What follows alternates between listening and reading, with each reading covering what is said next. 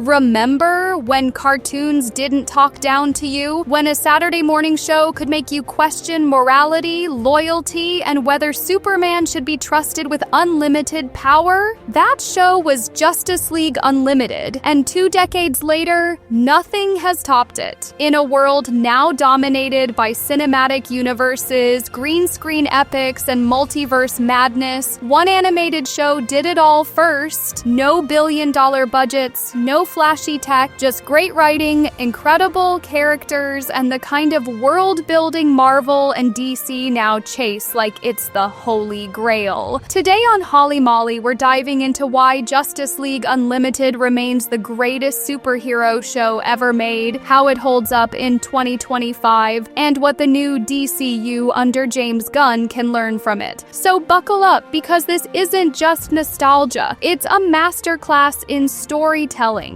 animated in style, but epic in scope. Let's rewind to 2004. The Justice League animated series had just wrapped up its 2nd season, a tight ensemble of 7 heroes saving the world in classic comic book fashion. And then, the world expanded. Justice League Unlimited didn't just add new characters, it blew the gates wide open. Over 50+ heroes joined the League, from the iconic Green Arrow, Supergirl, Captain Atom, to the obscure The Question, Vigilante, Aztec. Every episode was tight, fast-paced, and focused. This wasn't chaotic, it was controlled chaos, managed by the best creative team in DC animation history: Bruce Timm, Dwayne McDuffie, and James Tucker. The move to a 22-minute format forced the writers to do more with less, resulting in leaner scripts, sharper dialogue, and quicker character development. And the best part, JLU never treated you like a kid. It respected your intelligence, it rewarded attention, and it dared to be complex. Unlike most superhero teams, the Justice League in JLU wasn't a collection of perfect beings. It was a rotating cast of deeply flawed individuals, heroes who struggled with morality, identity, even purpose. Green Arrow evolved from a loud-mouthed rebel to a team player who still challenged authority. Huntress and The Question brought noir energy and conspiracy paranoia, and somehow delivered the show's most romantic arc. Wonder Woman was fierce, principled, and layered, far beyond what we saw in early live-action interpretations. And then there's Superman, who in JLU finally became complicated. You could see the weight of being Superman in every decision he made. This wasn't a team of interchangeable icons. Each character brought philosophy, personality, and conflict to the table. JLU understood that good superhero stories aren't about powers, they're about people. If you remember the Cadmus arc, you remember when the show fully leveled up. Cadmus wasn't just a villain, it was a government-sanctioned response to unchecked superhero power, a threat born out of fear that the Justice League might one day rule the world. Amanda Waller, calculated, ruthless, right? Lex Luthor, corporate genius manipulating both sides. Superman, literally feared by the public after an alternate version of himself did take over in another universe. Batman playing 4D chess, always 10 steps ahead, and still morally conflicted. And who could forget the Flash moment in Divided We Fall, when Wally West outran death and saved the world at the cost of his own being? Goosebumps every time. You could watch JLU as a kid and love it, but watch it as an adult, it hits differently. Surveillance states, cloning ethics, warmongering existentialism, and even media manipulation. The episode Question Authority plays like a noir thriller about disinformation. Patriot Act tackles post-9/11 jingoism and the fragile myth of invulnerability. For the man who has everything, questions desire, sacrifice, and the cost of fantasy. And then there's Epilogue, a philosophical finale masquerading as a superhero tale, Batman learning he was designed to exist. Every single voice actor in JLU deserves a statue. Kevin Conroy is Batman. George Newbern's Superman is the gold standard, more nuanced than even Cavill or Routh. Susan Eisenberg made Wonder Woman both regal and relatable. Michael Rosenbaum turned Wally West into the heart of the League. Clancy Brown's Lex Luthor Luthor the smoothest villain voice ever. These performances define these characters for a generation. Here's the truth. No live-action superhero ensemble has matched what JLU did. The DCEU tried, but rushed things with Justice League 2017, which introduced half its heroes without groundwork. No time to breathe, no time to bond. The MCU got close with Avengers and Infinity War, but even then, character pairings felt more about plot than personal arc. JLU had the advantage of time, but it also earned every moment. No character felt wasted, no emotional beat was skipped. And here's the kicker. JLU looked better on a TV budget than most live-action superhero shows do today. James Gunn is rebooting the DC universe. And let's be real, he's one of the few people who might actually get it right. His approach to weird characters, Peacemaker, the Suicide Squad, mirrors how JLU handled lesser-known heroes with care and creativity. He values emotional arcs and character bonding over pure spectacle. His upcoming Superman film and the Creature Commando series feel like steps toward a connected, emotional, character-driven universe. But Gunn faces two challenges. Time. TV has the luxury of slowly building arcs. Movies don't. Can the DCU balance comedy, tragedy, and gravitas the way JLU did?